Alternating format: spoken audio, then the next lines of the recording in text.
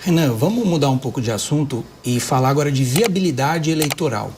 Veja, você tem se destacado muito entre os jovens, né? Essa subida sua se deve em muita medida às ideias e tudo mais, mas também ao seu sucesso com o público jovem.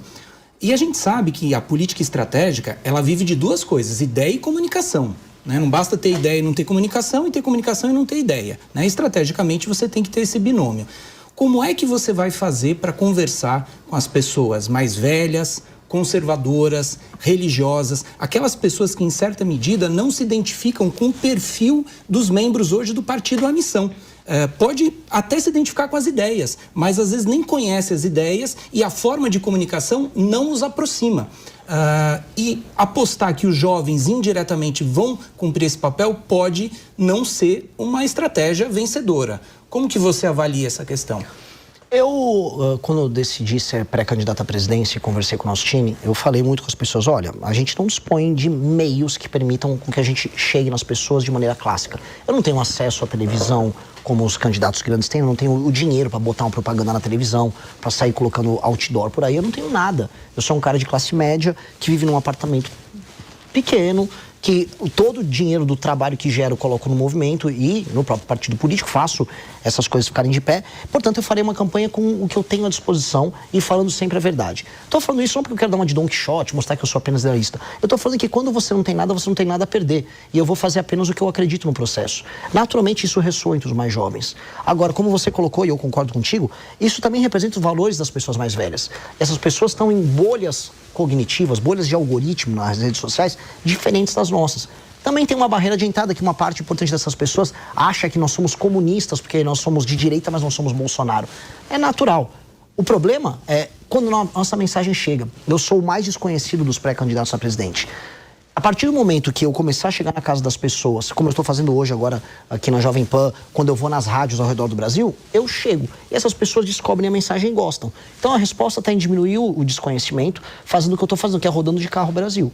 Se eu vou aguentar, aí é uma questão, assim, falam de burnout, esses cansaços, eu não posso me cansar, em tese eu sou jovem, mas eu vou trabalhar ao máximo, eu vou rodar de carro, eu vou em rádios, eu vou na mídia tradicional, e eu ainda acredito muito no papel da imprensa tradicional, e com base nisso eu vou começar a chegar no coração dessas pessoas mais velhas falando algo que está dentro do sistema de valores deles. Então, isso é meio que inevitável. Para te conhecer um pouquinho melhor, você é um liberal progressista ou é um liberal conservador em relação aos costumes? Ou não é nada disso? Eu sei, por exemplo, que você é católico. Pouquíssima gente sabe disso. Que eu não gosto. Então, de repente as pessoas não sabem disso. Às vezes a questão não é o conteúdo, mas a forma de comunicação. Então eu volto a perguntar, você é mais progressista ou mais conservador em relação à pauta de costumes? Eu sou uma pessoa de direita. Eu não gosto de me encaixar colocar nessas caixinhas. Eu sou um cara que tem uma banda de rock, que não gosta de andar todo arrumadinho. Ao mesmo tempo, eu sou uma pessoa que entende a necessidade de lei e ordem. Eu acredito na presença do transcendente na nossa vida. Eu acho que existem hierarquias de valores. Isso me coloca uma pessoa à direita. Agora, não me coloco... Porque o que seria um conservador em termos brasileiros? Aborto, por exemplo. A pauta do aborto, a gente é favorável à manutenção da legislação atual e contra esses movimentos feministas de hiperliberalização do aborto que existem. É uma pauta conservadora. É uma pauta conservadora, só que eu não levo isso de uma maneira moralista. Eu não vou ficar aqui fazendo... Por exemplo, eu sou católico, mas eu não vou ficar aparecendo numa igreja para fazer campanha todo dia. Eu acho que eu separo a minha esfera pessoal, existencial, da minha esfera política de trabalho. Eu tento fazer isso de uma maneira, vamos dizer, correta para não ser invasivo e para não ficar fazendo propaganda. Porque existe um vício. A partir do momento que você começa a misturar essas coisas, você começa a ser um moralista. A partir do momento que você é um moralista, você cresce em redes sociais, mas isso vem com um preço. Que é o preço em algum momento de você ser eventualmente um hipócrita ou de você usar a fé e a confiança dos outros para amealhar, vamos dizer, dividendos políticos. Eu não quero fazer isso. Eu quero ganhar em cima das minhas ideias que resolvem o Brasil. Que são ideias que podem ser colocadas à direita. Agora, nunca fui, não sou um progressista e nem o serei, assim. Esse é o meu jeito de ser.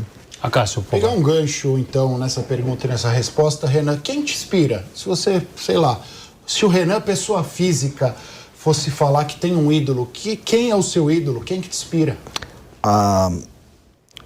Júlio César, Alexandre o Grande, Ayrton Senna, Bob Dylan. Seria o meu quadrinome aqui de heróis heróis políticos, heróis em campo de batalha, heróis em termos de liderança, heróis em dedicação e disciplina no trabalho, acho que o Senna é um exemplo disso, herói na manutenção das suas convicções pessoais e a sua audácia em não ser moldado por ninguém, que é o caso do Bob Dylan. Eu sempre penso assim, o que cada um deles faria na hora de eu tomar uma decisão.